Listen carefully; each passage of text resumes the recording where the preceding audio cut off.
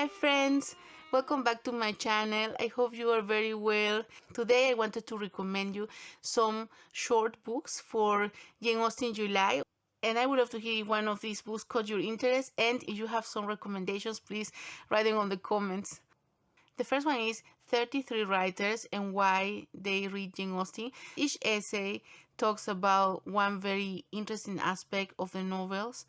Many of the things they talk about, I've never thought about in that way. So it's really interesting to read about why these authors like Jane Austen, or why they dislike some of the novels or some of the characters in the novels.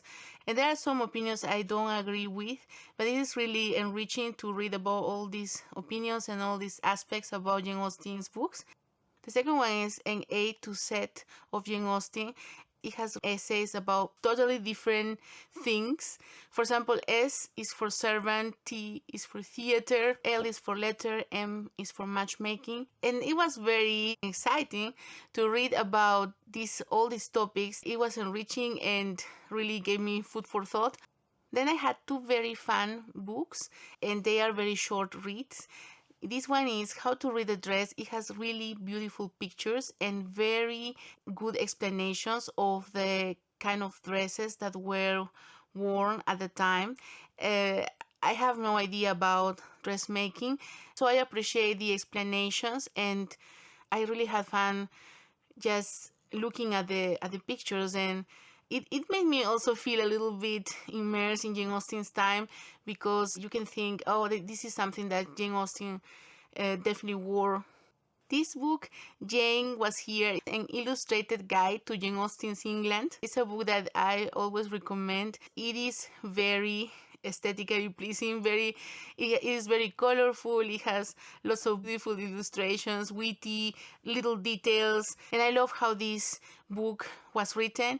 Three friends decided to travel to England and go to many different places that are related to Jane Austen and her books, and the movies that have been filmed, the adaptations. It's a very fun book to peruse and read all the little notes, and also read about their journey and which places they visited. I love this book, Playing Jane Austen.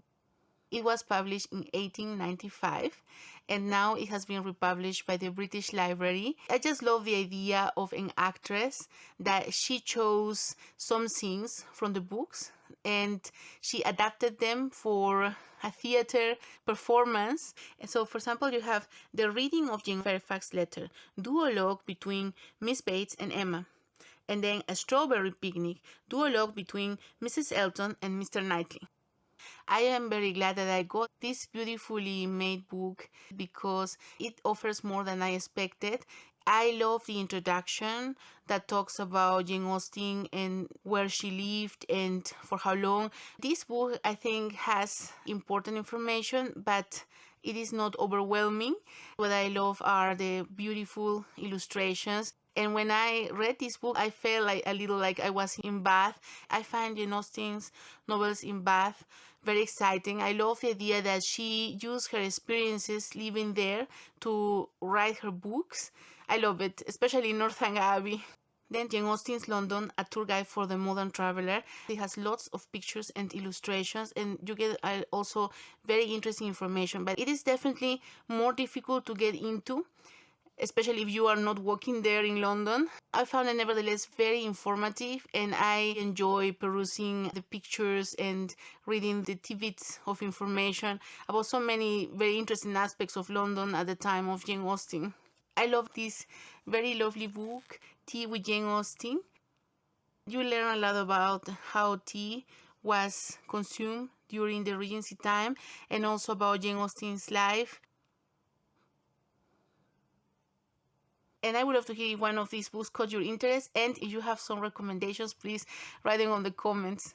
Thanks so much for watching, and I will be seeing you very soon with another bookish video. Bye!